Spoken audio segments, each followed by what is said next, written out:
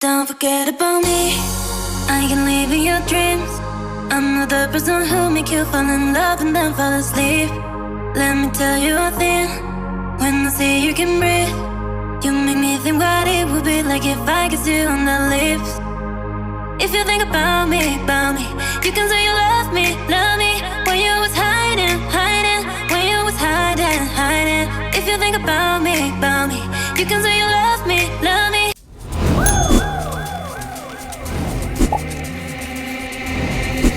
Out for the out walk in the go out for the अस्सलामुअलैकुम, क्या हाल है आप सबके। आज मैंने की है काफ़ी टाइम बाद मैंने कोई क्रॉकरी की शॉपिंग की है अपने घर के लिए।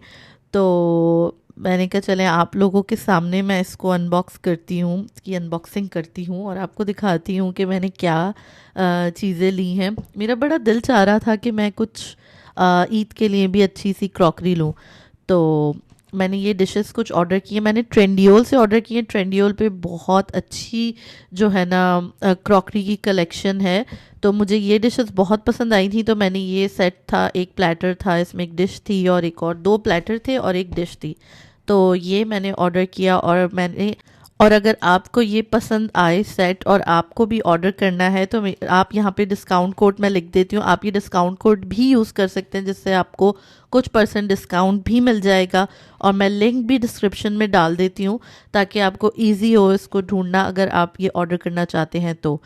और ये इतने प्यारे मुझे लगे, मतलब मेरी ज़्यादातर जो है ना डिशेस मेरे पास इस वक्त वाइट और गोल्ड के कॉम्बिनेशन में, तो मैंने उसी से जो है ना इसको मिलता जुलता देखकर मंगवाया है और मुझे ये इतने प्यारे लगे, इतने प्यारे हैं ये। और पीछे मेरी बेटी जो है ना उसकी बस पूरी कोशिश है कि मैं किसी तरह से निकाल लूँ और बस मुझे भी दे देंगे कि मैं एक हाथ मैं भी निकाल के देखूं।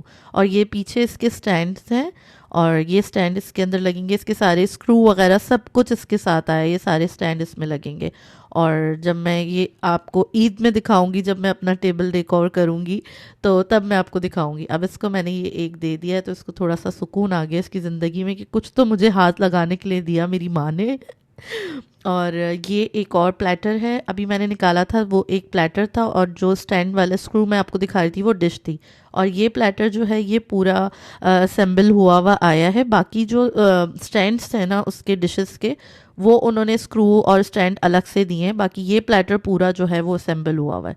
तो ये मुझे बड़े ही प्यारे लगे, बहुत प्यारी, बहुत अच्छी क्वालिटी और अच्छा साइज़।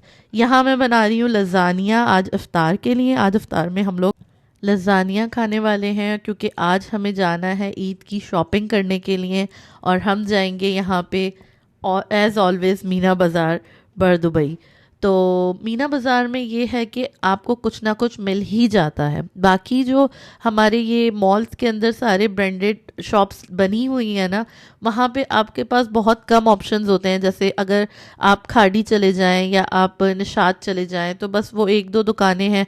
अब जो है यहाँ पर सफ़ायर, गुल अहमद, लाइमलाइट सब खुलता जा रहा है आहिस्ता आहिस्ता। आई होप कि जनरेशन भी यहाँ पर आ जाए। और तो वहाँ पे ऑप्शन कम होते हैं, बट मीना बाज़ार में इतनी सारी शॉप्स हैं, आपको अच्छे पाकिस्तानी ड्रेसेस मिल जाते हैं बहुत आराम से। और ये मैं लेयर्स लगा रही थी लजानिया की, यहाँ पे सारी मैंने 2-3 लेयर्स लगाई हैं उसके ऊपर चीज़। अच्छा ये जो है ये थोड़ा सा स्पाइसी रखा है मैंने, और मैंने 2 डिशें बनाई थी तो एक मैंने बच्चों के लिए जो है वो थोड़ा कम स्पाइसी रखा था और ये बड़ों के लिए तो इसमें मैंने ऊपर से रेड चिली फ्लेक्स डाले हैं। ये देखिए इसकी 2-3 लेयर्स मैंने लगा दी हैं और बस नीचे कीमा, वाइट सॉस, उसके ऊपर चीज़, फिर उसके ऊपर लजानिया की शीट्स और इसी तरह से लेयरिंग कर दी मैंने इसकी। इसी तरह करेंगे। और यहाँ मैंने दाल चावल बना लिए थे रात के लिए ताकि हम लोग अगर आएँ तो हमें भूख लग रही हो तो खाना रेडी हो। ये हम लोग पहुँच गए थे मीना बाज़ार। अच्छा यहाँ देखिए मैं 2 साल बाद आई हूँ। पहले यहाँ लाइमलाइट नहीं था, यहाँ जे डॉट था, तो फिर जे डॉट ख़त्म हो गया था। और ये एक शॉप है वेलवेट के नाम से, इनके पास बहुत अच्छे कपड़े मिलते हैं। ये हम फिर लाइमलाइट में आ गए थे, वेलवेट वाली शॉप पे हम नहीं गए क्योंकि हमें वहाँ आज इस दफ़ा कुछ समझ नहीं आ रहा था, तो हम ये लाइमलाइट पे आ गए थे। बट लाइमलाइट पे भी मुझे कोई ऐसी ख़ास कलेक्शन नज़र नहीं आई। ये इतना ज़्यादा चमकीला सूट था और आई थिंक ये कोई 150 का 3 पीस था। और ये बच्चों की भी कलेक्शन थी इनके पास, लेकिन या तो हम ईद के एंड टाइम पे गए तो काफ़ी चीज़ें नहीं थी और बहुत कम जो है ना साइजेस वगैरह बचे हुए थे, सो कुछ अनस्टिच थे कपड़े, ये भी अच्छे थे, अनस्टिच में मुझे अच्छे लगे काफ़ी। और ये हम लोग आ गए थे निशात में, लाइमलाइट के बिल्कुल बराबर में निशात है और यहाँ पे भी बहुत अच्छे कपड़े थे, लेकिन इस बार निशात की कलेक्शन अच्छी तो है पर बहुत महंगी है। ये जो डमी में ड्रेस आपको नज़र आ रहा था, ये सी ग्रीन से कलर का, वो आई थिंक 250 तक का था। और ये बरीज़े, बरीज़े भी आपको मिल जाएगा, बरीज़े तो आपको पता ही है कि महंगा है।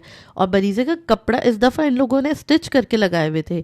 यहाँ पे ये मरियम एंड मारिया भी ओपन हो चुका है और इनके कपड़े बहुत अच्छे थे, रीज़नेबल भी थे और डिज़ाइंस इनके बहुत अच्छे। तो ये मुझे एक अच्छा लगा। बरीज़े वालों ने इस दफ़ा तो पता नहीं क्या किया है कि ये इस तरह के कपड़े सी के लगाएं। ये तो I think Maryam and Maria का है और इतने महंगे, मतलब 2-2 हज़ार के उन्होंने कपड़े लगाए हुए थे अपने पास। और दिरहम, 2,000 दिरहम। उसके बाद मुझे ईमान के लिए लेना था एक ड्रेस, मगर मुझे ये समझ नहीं आए थे। एक ये येलो मुझे समझ आ रहा था, घर में ही मुझे उसको पहनाना था, मगर साइज़ उनके पास नहीं थे। फिर ये मेरी बहन ने अपने बेटे के लिए लेना था, उसके लिए वो कंदूरा ले रही थी। तो बस हम लोग साथ में ही शॉपिंग कर रहे थे और इतने क्यूट लग रहे थे छोटे छोटे से कंदूरे। अमल के लिए भी मैंने अबाया लिया था, उसको बड़ा शौक हो रहा था। और फिर हम वहाँ से निकल गए थे और हमें लग रही थी बहुत ज़्यादा भूख, तो हम आए थे ये बन्नू बीफ नली पुलाव।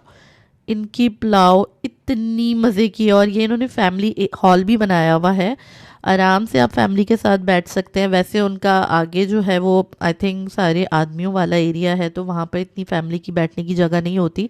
बट ये देखें, इतने मज़े की ये पुलाव है और इतने रीज़नेबल प्राइस में। आई थिंक ये 1 kg की डिश थी और ये 28 दिरहम्स, आई थिंक 28 दिरहम्स की 1 kg। तो आराम से अगर 4-5 लोग हैं तो 2 kg में पूरा हो जाएगा आपका।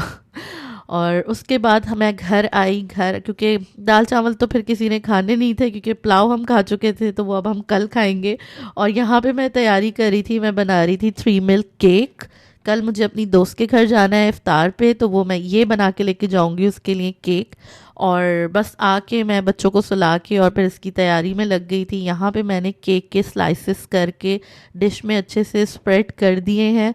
बीच बीच में भी मैंने थोड़ा थोड़ा सा केक ये डाल दिया स्लाइसेस के बीच में कि कहीं पे जगह खाली ना रहे। और बस इसके ऊपर जो मैंने मिल्क का मिक्सचर बनाया ना, किसी दिन मैं ज़रूर आप लोग के साथ रेसिपी शेयर करूँगी। अगर आपको इसकी रेसिपी जाननी है तो मुझे कमेंट में बताएं। और बस ये मिल्क का मिक्सचर मैंने बनाया था, वो मैं अब सारा केक्स के ऊपर डाल दूँगी। लेकिन इसका मज़ा जब भी आता है कि ये जो मिल्क का मिक्सचर है ना, आपने बचा के रखना है थोड़ा सा, आधा आप इस पर डाल दें, आधा आप बचा के रखें। सर्व करने से पहले आप ये मिक्सचर डालें, दूध वाला जो आपने मिल्क का बना के रखा है, इस मिक्सचर को बोल में डालें और फिर ये केक का स्लाइस निकाल के उस पर डाल के आप सर्व करें। ये इतने मज़े का है, इतने मज़े का लगता है, ठंडा ठंडा, बहुत यमी, सबको बहुत पसंद आने वाला है। यहाँ पे मैंने क्रीम विप कर ली थी और उसके बाद बस सिंपली इसके ऊपर विप क्रीम लगा दें, अच्छे से स्प्रेड करना है। क्रीम के अंदर कुछ भी नहीं है, कोई चीनी नहीं है, कोई कंडेंस मिल्क नहीं है, कुछ भी नहीं है। बस ये आप क्रीम अच्छे से इसके ऊपर स्प्रेड कर दें और इसके ऊपर आप डेकोरेशन कर सकते हैं स्ट्रॉबेरीज से। और मेरे पास इस वक्त नहीं थी, तो अब मैं देखूंगी कि मैं इसमें क्या डेकोरेशन करूंगी। इसी के साथ मैं इस व्लॉग को यहाँ एंड करूंगी। अगर आपको मेरा व्लॉग पसंद आया तो प्लीज़ मेरे चैनल को लाइक एंड सब्सक्राइब कर दें।